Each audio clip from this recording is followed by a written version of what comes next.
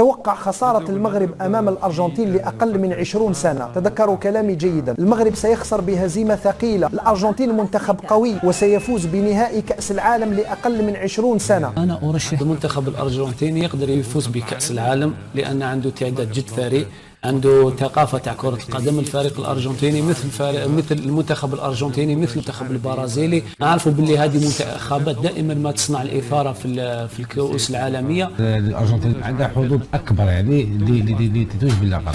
خسروها مع ألمانيا في 90 بسبب الحكم المكسيكي.